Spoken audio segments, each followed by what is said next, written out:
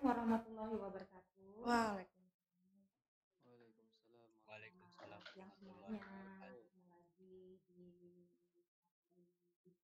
ini ya. Semoga masih semangat meskipun ini cuacanya panas, tapi Panas banget. kalau di dalam sini sih dingin Si ya, dingin Mbak ya.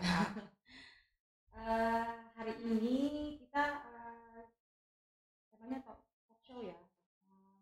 Minat bakat ya Mbak Lintang Iya, ya. betul. Jadi hari ini kita membahas tentang minat bakat. Ini pasti akan ada kaitannya dengan masih setia ditemani sama Kak Lintang. Masih ingat kan ya? Sudah berapa kali kita pernah mengadakan talk show ya Mbak Lintang ya? Kali ini. Ini kalian masih ingat kan ya sama Mbak Lintang yang pernah juga dulu. Mbak Lintang ini adalah satu pengisi proyek remaja di pandemi, jadi mereka belum pernah bertatap muka langsung dengan Mbak Lintang ya. Betul banget. Ya, pandemi cepat berakhir, nanti cepat juga bisa bertatap muka dengan Mbak Lintang. Ketemu kita curhat-curhat bareng. Oke. Baik Mbak Lintang, untuk mempersingkat waktu ya karena waktu kita tidak tersedia banyak, cuma sekitar 30 menit. Oke. Kita mulai aja ya. Langsung ya. Berarti kita langsung aja. Di sini aku mau bahas ada 2, bakat dan minat. Kan kadang kita ini ya Bu, kita kadang apa sih bedanya bakat sama minat gitu. Kadang yang muda-muda nggak tahu apa bedanya, kadang yang tua bahkan ya kayaknya sama aja. Sama gitu. aja. Padahal sebenarnya beda ya. Bakat itu sebenarnya apa yang dari dalam diri kita gitu. Jadi misalnya dari kita lahir itu kita langsung dapat ada bakat. Itu bakat. Kalau minat itu apa minat tuh kemauan kita, apa yang kita suka, keinginan gitu ya. apa yang kita suka. Tapi biasanya kita berminat itu bisa jadi bakat gitu. Dan bakat itu otomatis jadi minat. Nah, itu ya, maksudnya perbedaannya tuh gitu. Minat itu mungkin belum tentu jadi bakat, tapi kalau bakat itu otomatis itu minat kita gitu. Akan menjadi minat. Jadi misalnya kayak bakat kita misalnya di musik gitu, terus kita bisa autodidak. Nah, autodidak itu bakat gitu. Autodidak bermain musik, nah itu bakat. Kalau minat itu kita minat nih, kita suka sama musik, tapi kita harus belajar dulu, kita tahu dulu gitar tuh gimana, kuncinya seperti apa. Nah itu minat gitu dari sini. Kadang nah nanti waktu di sekolah kita tuh bisa belajar banyak gitu. Apa sih yang sebenarnya minat kita gitu? Apa yang kita minati gitu ya? Apalagi kan sekolah banyak nih ngasih ada ekskul, ada bidang akademi, ekskulnya tuh macam-macam banget. Ada yang dari olahraga, ada yang seni segala macam. Nah dari situ tuh penting gitu loh Bu. Kalau misalnya kita tuh harus tahu apa sih sebenarnya bakat kita, apa sebenarnya minat kita tuh kemana gitu. Karena itu nanti berpotensi sampai kita ke jenjang yang lebih tinggi lagi gitu. Kayak misalnya kita kan anak SMK nih ya. Kita harus tahu nih sebenarnya minat kita itu apa sih? Minat kita mau lanjut ke passion kita, misalnya bekerja atau magang atau kita mau akademi lagi nih. Nah gitu, kadang kan yang kelas 12 atau nanti yang kelas 11 nih mulai galau nih kayak aduh mau kemana ya gitu. Apalagi kalau misalkan ada pengaruh luar gitu ya dari teman-temannya gitu bener ya. Banget. Nah itu pengaruh itu juga berpengaruh banget tuh kalau misalnya faktor-faktor dari luar. Lagi misalnya satu circle temennya suka olahraga semua, jadi ikut-ikutan. Padahal kita biasa aja. Padahal kita nggak minat. Tuh itu sebenarnya kalau minat. Nah tapi ada juga namanya potensi. Kalau potensi itu apa sih yang kita punya dan bisa kita kembangkan gitu. Misalnya nanti nah bakat itu tadi akan berpotensi ketika kita mengembangkannya. Misalnya tadi kan kita berbakat dalam musik. Nah habis itu kita berpotensi nih, oke aku mau jadi musisian. Nah itu kita berpotensi, kita belajar lagi, kita asah lagi, harus digali. Nah benar banget. Nah itu sebenarnya perbedaan dari minat, bakat dan potensi itu tadi.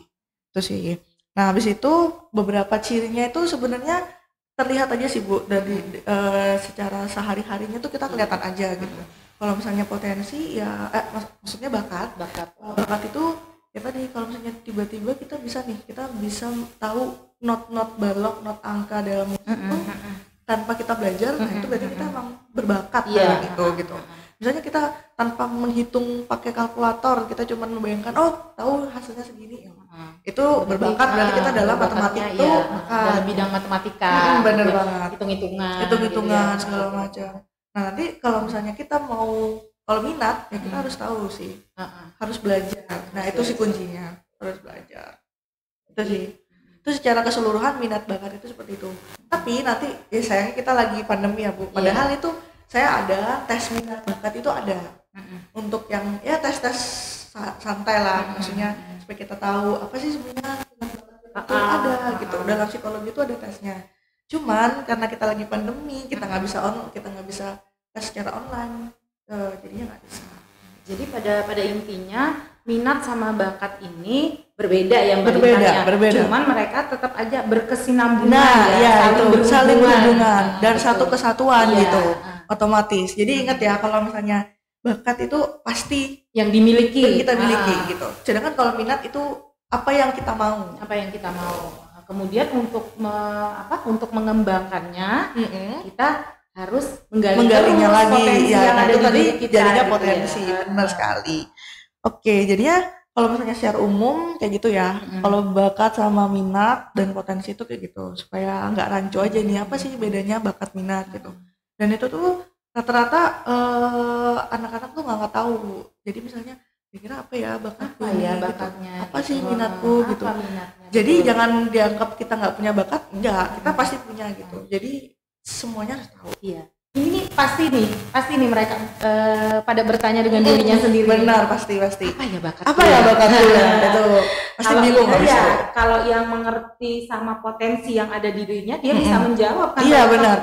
Aku punya potensi ini nih. Iya, benar. Bakatnya ini nih, minatku ini nih. Minatnya benar. Tapi mungkin sebagian juga ada yang belum mengerti apa minatnya, apa bakatnya, apa potensi yang ada di dirinya. Jadi kalau misalnya kayak gitu jadinya bingung kan. Jadi kadang nih ayo ngaku deh, anak kalian ini pasti nanti kalau ditanya kamu mau jadi apa, nggak tahu. Mau jadi apa, nggak tahu. Apalagi di umur segede gini, biasanya orang tua, ayo kamu tuh mau jadi apa sih sebenarnya gitu kan?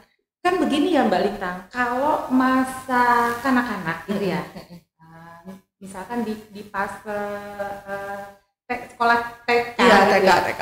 Kalau ditanya cita-citanya apa, itu dengan mudah mereka ya mau jadi pilot gitu, mau jadi dokter, mau jadi polisi, benar, gitu kan. Benar. Mengapa Mbak Lintang demikian? Karena mungkin mereka itu apa yang mereka lihat itu yang mereka impikan gitu kan. Tapi ketika mereka sudah menginjak remaja dewasa gitu, kalau ditanya tuh suka bingung. Benar. Cita-citamu apa sih? Pasti nggak tahu. Pasti itu kenapa begitu Mbak? Gini, karena jadi gini, kalau misalnya tadi benar kata Ibu kan, kalau misalnya kita masih TK, kita apa yang kita lihat tuh? Ya, ini ada polisi, aku mau jadi polisi gitu. Dokter, aku mau menolong orang jadi dokter. Sosok polisi atau dokter gitu Mbak Lintang jadi kepingin. Gitu ya. Sedangkan kenapa kalau misalnya ketika kita dewasa kita bingung? Satu, karena emosi kita sudah berubah, otomatis ya, remaja itu emosi kita sudah berubah. Dan perlahan itu banyak yang kita pelajari.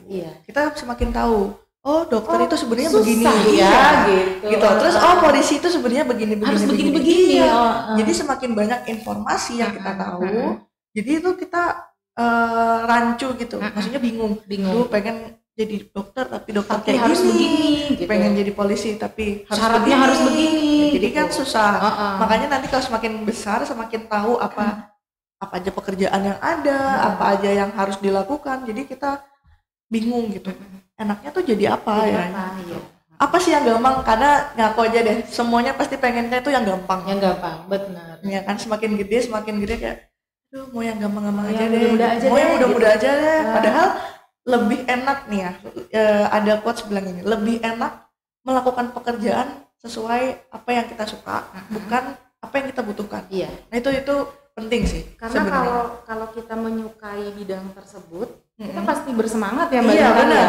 Mau gimana pun hasilnya, maksudnya mau gimana pun gajinya misalnya, atau mau gimana pun hasilnya nanti kita bekerja, kalau kita suka enjoy aja gitu. Iya. Dan apa yang orang katakan susah itu nggak ada. Karena kita suka dengan bidang itu.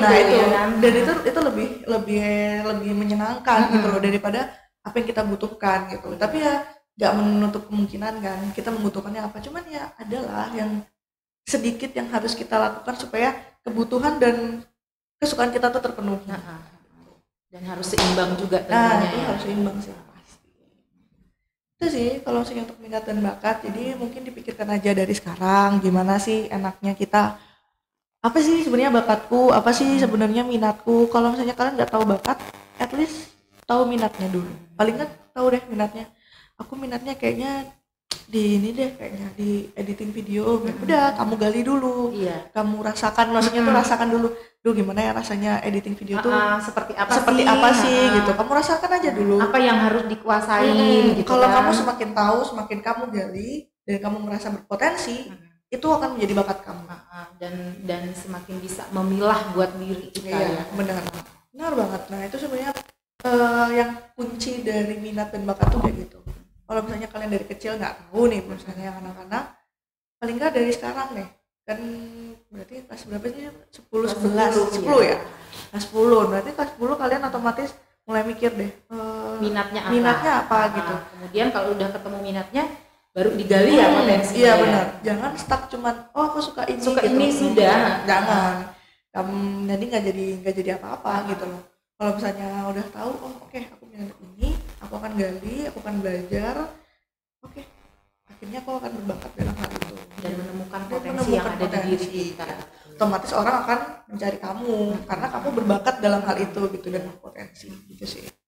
Oke, mungkin itu aja kalau misalnya dari materi secara keseluruhan. Ada yang mau bertanya kah, Bu? Apa gimana? Kita buka sharing ya. Jadi kita santai aja. Kalau misalkan di antara kalian mungkin ada yang mau ditanyakan gitu atau mau sharing, berbagi pengalaman gitu ya Mbak Lintang. Mumpung di sini ditemani sama Mbak Lintang, silahkan mungkin ada kalian yang mau sharing atau mau bertanya. Kita masih ada waktu nih Mbak Lintang. Masih ada waktu sekitar 10 menit ya. 10 menit, nah cocok, pas lah buat tanya jawab. 8 sampai 10 menit ya, kira-kira. Ini ya, susahnya kalau pandemi kita nggak bisa konsul secara langsung sih ya. Ini pasti berbeda antara langsung dengan virtual seperti ini ya Mbak Lintang. Kalau langsung itu tahu dan suasananya pun mungkin lebih berasa gitu, lebih asik. Soalnya biasanya ini sih kalau kelas 10 ini masih kayak happy dulu, baru masuk kuliah SMA nih, padahal nanti kalau kelas 12 bingung. Iya. Mana? Dan kita di kelas 11 itu biasanya tekanannya untuk penentuan Mbak Lintang. Penentuan ini maunya ke arah mana lagi nih? Kita ke jenjang selanjutnya apa? Gitu. Karena nanti kalau menentukannya itu di kelas 12 bingung ya. Ikut-ikutan akhirnya sama temennya. Tapi kasusnya kayak gitu banyak gitu ya. Jadi kalau di kelas 11 itu kalau kita udah punya pilihan, misalkan oke, saya mau lanjut kuliah nih. Saya ngambil fakultas ini nih. Terus cari opsi lagi. Nggak boleh satu aja ya kan? Iya benar. Otomatis harus banyak opsinya. Banyak opsinya, cari opsi lagi. Nanti kalau misalkan saya opsi pertamanya di universitas ini, opsi keduanya universitas ini, yang ketiga misalkan opsi saya di universitas ini. Jadi kalau misalkan salah opsi pertama itu nggak tembus, mungkin bisa ngambil yang opsi kedua gitu ya. Jadi kan kalau dari kelas 11 itu udah punya perencanaan yang matang gitu, sehingga nanti kelas 12-nya itu dia fokus. Iya benar. Fokus menghadapi untuk kelulusan. Fokus apa yang tadi dia minati ya. Dan dia juga nggak gampang terpengaruh dengan lingkungannya. Akhirnya dia punya pendirian gitu. Iya. Aku dengan pendirian. Punya jalan sendiri. Punya jalan sendiri. Tapi kalau dia nanti ketika di kelas 11 itu nggak punya pilihan dan di kelas 12-nya akhirnya ikut-ikutan sama temennya. Iya. Otomatis. Temennya mau ke sini, kepengen ke sini. Temennya mau ke sini. Pengennya kesini juga gitu. Pokoknya yang ada temennya gitu. Padahal itu belum tentu sesuai dengan potensi yang dimilikinya. Belum tentu sesuai dengan kemampuannya. Makanya itu sebenarnya jangan dianggap sepele ya. Kalau misalnya kelas 10 kita masih happy, nggak apa-apa deh 10 happy. Cuman kelas 11 itu mulai dipikir. Tetap harus direncanakan dengan matang. Harus tahu gitu. Karena Sekarang itu mungkin kayaknya gampang ya masuk kuliah atau gimana, cuman hati-hati loh, bisa salah jurusan. Iya. Nah itu paling gak enak, Fatal. paling fatal dan paling Fatal. gak enak. Iya. Itu hati-hati banget. Karena kalau di universitas itu setelah lulus itu kan menentukan ya Mbak Iya, Lita, benar. menentukan di mana nanti karirnya kita. Iya, benar. Di bidang apa karirnya kita. Dan kita nggak bisa seenaknya, kita nggak cocok nih langsung kita keluar. Nah itu kita bukan SMA lagi yang bisa pindah gitu. Sedangkan kalau kuliah ibaratnya udah pertaruhan hidup dan mati kamu aja. Nanti kamu lulus, ya itu pilihan kamu gitu loh. Kalau sekarang misalkan katakanlah, saya nggak cocok nih dengan sekolah ini, ternyata saya salah nih, nggak apa-apa kan, masih bisa nanti apa sih yang cocok di universitasnya. Iya benar. Tapi ketika kita sudah di universitas, Itu udah siap. Itu udah harus siap. benar-benar siap, karena nanti juga menentukan ya di mana kita bidang pekerjaannya. Iya benar. Seperti yang Mbak Lina sampaikan tadi kan ya, kalau kita bekerja tidak sesuai dengan bidang kita, maka kita merasa itu adalah suatu beban. Akhirnya kita menganggap pekerjaan itu berat. Gitu. Mungkin nggak apa-apa kalau misalnya itu sesuai kebutuhan, tapi jangan dianggap berat gitu. Pokoknya intinya adalah kalau misalnya kita ngerasa nggak happy atau terbebani, ya itu udah bahaya dan fatal itu. Terusannya bisa kita bakal merasa terus-terusan berat gitu, beban. Padahal kita kalau nanti di dunia kerja nggak bisa gampang juga kan Bu, kayak, duh berat nih keluar, kan nggak bisa gitu, beda gitu. Apalagi kan kayak misalnya SMK nih ada yang mau langsung kerja, nah itu pikirin juga tuh. Biasanya kayak, duh enak nih habis lulus kerja aja deh langsung. Padahal nggak segampang itu gitu loh. Ketika kamu nanti satu kerja tuh harus siap mental loh. Kalau misalnya nanti ketika udah kerja habis lulus SMK langsung kerja belum siap mental, ya akan terus-terusan tidak bisa meningkat gitu loh Bu. Jadi nanti dalam pekerjaan satu akan merasa berat, dua nanti akan susah buat terus meningkatkannya. Jadi mendingan dipikir matang-matang. Kalau misalnya udah fix, oke, aku tahu resiko kerja seperti apa, apa yang dilakukan, aku akan kerja aja gitu. Dan apa tanggung jawab yang harus kamu emban gitu. Padahal kan kerja itu nggak segampang kayak yang kita bayangkan gitu loh. Gitu kan. Gitu Tiba-tiba berangkat pagi pulang sore dapat uang lah tuh dalam sebulan gajinya tanggal 1 ya kan, nggak segampang itu gitu. 30 hari loh, 30 hari pokoknya dapat gaji. Jadi 30 hari harus menjalani dulu ya kan. Ya enak nanti dapat gajinya 30 hari, cuman pas 30 harinya itu loh menjalaninya tuh. Nah itu kadang tuh nggak tahu apa sih sebenarnya kerja itu apa yang dilakukan gitu. Makanya benar-benar dipikirkan dari kelas 11, kan kelas 11 sudah ada magang kan Bu? Iya. Nah jadi itu ngerasain tuh gimana nih kalau kerja kan, dunia kerja tuh apa? Kalau misalnya kalian merasa, oh emang aku bisanya kerja di bawah tekanan misalnya, dan aku bisanya kerjanya di lapangan dan tersusun, terancang gitu, oke nggak apa-apa silakan kerja gitu. Cuman kalau ngerasa, duh nggak bisa, aku mau meningkatkan lagi apa kapasitasku, ilmuku, ya nggak apa-apa silakan kalian melanjutkan untuk kuliah dulu. Itu penting tuh. Soalnya kalau SMK-nya bingung ya. Kalau SMK kan jelas ya. Oke, lulus ya kuliah gitu loh, jalan gitu. Kalau SMK kan ada pilihan. Kita bisa bekerja atau kita bisa kuliah. Lanjut kuliah apa pinginnya bekerja dulu gitu ya. Siap kerja kan sebenarnya. Dan sekarang ini kan perusahaan swasta itu juga nggak gampang mereka Mbak Linta. Iya. Nggak segampang itu bisa percaya sama kita. Jadi kalau kita masuk kerja gitu, kita komitmennya seperti apa? Kontrak nah ya itu komitmen. Nah ya itu benar-benar. Kontrak 1 tahun, kemudian mereka harus benar-benar pegang kita nih. Ijazah kita dipegang, jadi kita nggak bisa kemana-mana. Kita harus harus mencapai target itu dulu. Ya itu harus dipikirkan matang-matang. Apalagi kalau misalnya tadi swasta itu nggak gampang gitu, perusahaan-perusahaan swasta itu kan banyak dan pasti dia punya apa ya, sebenarnya aturan-aturan sendiri gitu. Jadi harus kalian nggak bisa nih semena-mena, aduh males nih gini-gini. Ternyata pekerjaannya seperti ini, nah resign aja nggak bisa. Iya. Batak itu fatal banget karena kemungkinan akan nanti di jenjang berikutnya kamu akan kesusahan, otomatis kan Bu. Jadi ya mendingan kalian pikirin dulu aja deh. Susah soalnya, nggak segampang itu. Kadang nanti kalian kuliah pun ngerasa salah jurusan pun sebenarnya wajar gitu loh. Cuman ya udah kecemplung, jadi kalian harus apa ya? Ibaratnya kalian harus belajar. Oh, oke, kita udah di dunia perkuliahan. Oke, misalnya aku salah jurusan. Kalian carilah kegiatan yang menurut kalian itu adalah bakat kalian gitu. itu adalah potensi kalian di situ, minat kalian, menyesuaikan. Karena otomatis cepat atau lambat kalian pasti akan menyesuaikan. Ya udah, aku udah kuliah di sini, aku udah masuk ke sini, nggak mungkin lagi untuk pindah. Ya sudah, kita jalani aja. Nanti kamu akan merasa senang-senang sendiri, betul, happy sendiri. Jadi tadi kesimpulannya antara minat, bakat, dan potensi gitu ya Mbak Lintang ya. Kira-kira ada yang mau disampaikan ya? Iya, ada disampaikan nggak nih? Udah mau sesi akhir nih. Kira-kira ada yang dipertanyakan? Ada pertanyaan? Atau mungkin ada yang mau sharing? Duh, kapan-kapan kita buka sesi sharing deh. Ya Bu ya? Kapan sharing aja kita, pertanyaan-pertanyaan. Ini sedep banget nih kalau misalkan tatap muka langsung ya. Waduh, banyak pasti yang nanya ini, happy banget. Saya sebenarnya suka kalau misalnya banyak yang nanya gitu, soalnya jadi kita tahu masalah mereka itu gimana, terus kita bisa bantu gitu. Harusnya sih ketemu sih. Ini kayaknya malu-malu Mbak Lintang. Iya, masih malu-malu. Mungkin nanti gini deh Bu, kalau kita mau talking lagi, Ibu ini suruh saya kasih temanya misalnya, terus nanti mereka langsung bikin pertanyaan aja. Kita jawab itu aja gitu ya Bu ya. Bisa. Nanti kita tinggal jawab. Nanti kita jawab aja. Mbak Lintang tinggal jawab. Kalian disiapkan materinya.